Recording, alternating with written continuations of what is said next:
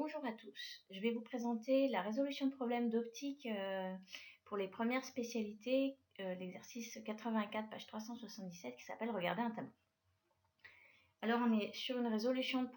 Donc, une résolution de problème, ça veut dire un certain nombre de choses. Souvent, ça veut dire qu'il va falloir prendre des initiatives, prendre des décisions tout seul sur comment on fait les choses, sur des valeurs qu'on doit trouver, etc. On doit aussi faire souvent des hypothèses. On l'a déjà vu ensemble dans les résolutions de problèmes que nous avons traitées, mais il faut faire des hypothèses. Et puis, il peut arriver qu'on ait carrément à choisir des ordres de grandeur, je ne sais pas, donner l'ordre de grandeur de la taille d'un immeuble de 5 étages, etc. Donc, il faut avoir un peu des représentations d'un certain nombre de grandeurs.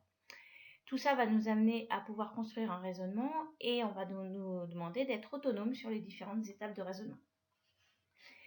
On va ensuite dérouler le raisonnement jusqu'à obtenir un résultat auquel on fera attention de bien vérifier l'unité, les chiffres significatifs.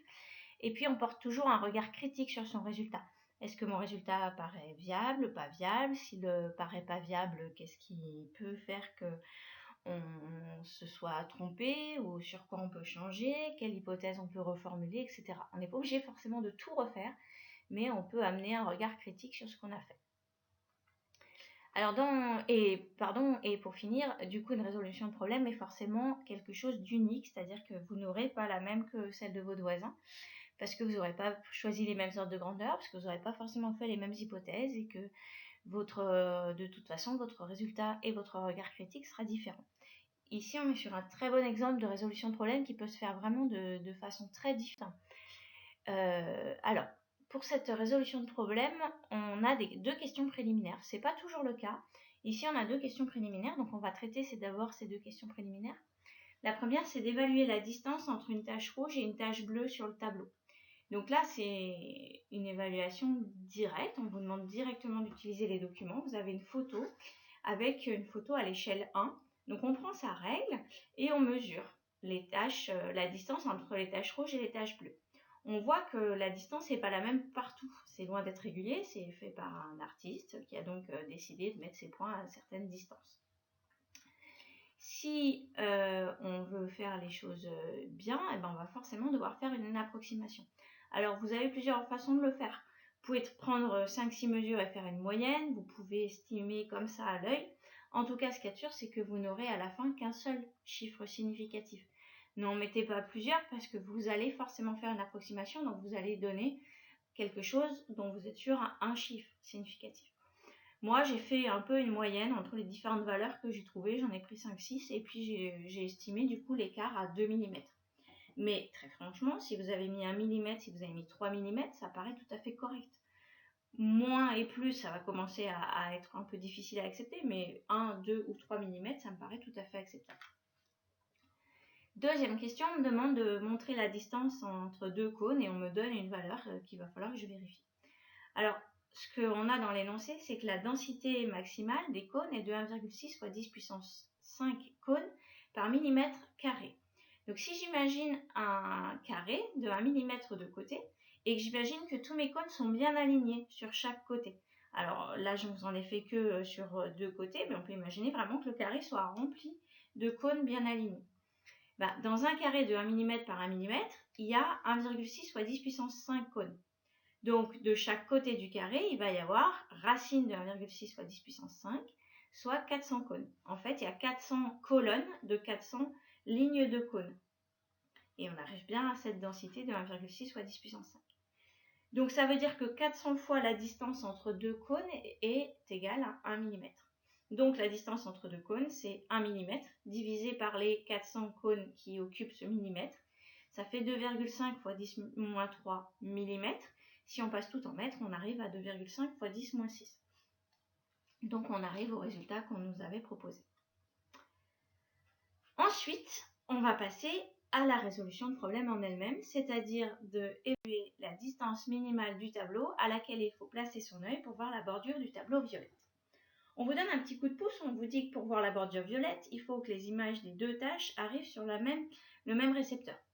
En effet, on va tout de suite préciser dans sa résolution de problème que la synthèse additive d'une tache rouge et d'une tache bleue donne du magenta, donc du violet. Donc, il faut qu'un cône reçoivent à la fois le signal bleu et à la fois le signal rouge pour en faire la synthèse additive et pour voir du magenta et ne pas distinguer le vert et le rouge. Alors, quand on est comme ça, partir comme ça paraît pas très simple. Ce qu'il faut, c'est se souvenir qu'on est dans un chapitre d'optique et du coup voir qu'est-ce qu'on connaît en optique et à quoi on va pouvoir se raccrocher. Moi, si je me fais un petit bilan de ce que je connais en optique, je connais ce petit dessin avec l'objet AB, l'image A'B', la lentille O, F, F', etc. Je connais la relation de conjugaison et la relation du grandissement. Donc, je vais essayer de traduire cet exercice en un exercice d'optique. Et vous allez voir que quand on aura fait ça, on aura fait le plus difficile. Alors, on me dit on me dit rien du tout. Il faut d'abord que j'identifie la lentille. Qu'est-ce que la lentille dans ce problème? La lentille, c'est le cristallin de l'œil. Pour connaître les caractéristiques de la lentille, ça serait F'. Et F', c'est 1 sur la vergence C. Alors ça, c'est hors programme. C'est-à-dire que si on vous donnait cet exercice, nécessairement, quelque part, il y aurait marqué que la vergence, c'est 1 sur F', ou F' est 1 sur la vergence. Et les vergences, vous les avez là dans l'énoncé. Je les ai encadrées en jaune. Donc là, on a identifié la lentille. Maintenant, je vais essayer d'identifier l'objet. Qu'est-ce que l'objet? Ça va être la distance entre deux tâches, puisque c'est cet objet-là que je veux arriver à faire arriver sur le même cône. Donc la distance entre deux tâches, AB, vu que c'est un objet, je vais noter la distance AB, et c'est 2 mm. Pour identifier l'image, on a dit qu'elle devait se former sur le même récepteur, donc en fait l'image, c'est la distance entre deux cônes, c'est la largeur d'un cône. Et donc ça va être A'B', 2,5 fois 10-6. Une fois qu'on a fait ça, on va essayer maintenant de retrouver la distance entre l'objet et la lentille, donc OA. OA, on ne l'a pas, c'est ce qu'on cherche, puisque c'est la distance à laquelle je dois placer mon œil du tableau. Si le tableau, c'est l'objet, si mon œil, c'est la lentille, c'est la distance OA que je cherche. Et puis, on va avoir au contraire, entre la lentille et l'image, la distance OA', et on sait que l'image va se former sur la rétine qui est au fond de l'œil, et on me dit que la rétine est située à 22 mm du cristallin. Donc j'ai OA'. Donc si on regarde bien maintenant, on a OA', A'B', AB, et on cherche OA. On va pouvoir utiliser nos relations d'optique. Possibilité numéro 1, utiliser la relation de conjugaison en utilisant 1 sur OA', 1 sur 22 mm, égale 1 sur OA, ce qu'on cherche, plus 1 sur OF', et prendre pour OF', se servir des vergences qui sont données dans l'énoncé. Il y a 2 vergences, donc soit vous calculez l'une, vous calculez la deuxième, et vous pouvez aussi faire la moyenne, c'est comme vous voulez. Moi, je ne vais pas le faire avec la relation de conjugaison, parce que je suis un peu fainéante et je trouve que passer par l'inverse à chaque fois 1 sur, etc., c'est un peu lourd. Et qu'ici, on peut utiliser le grandissement, donc je préfère. S'il fallait utiliser la relation de conjugaison, évidemment, je le ferais. Le grandissement, il dit donc que A'B' sur AB égale OA' sur OA. Et donc, OA est égal à AB fois OA' sur A'B'. Alors ça, c'est le petit passage délicat. C'est le passage pendant lequel vous allez devoir faire attention à pas vous tromper dans votre produit en croix. Si vous avez besoin de le faire en plusieurs étapes, vous le faites en plusieurs étapes. Et donc, OA égale AB, c'est 2 mm. Donc, on va mettre les 2 mm.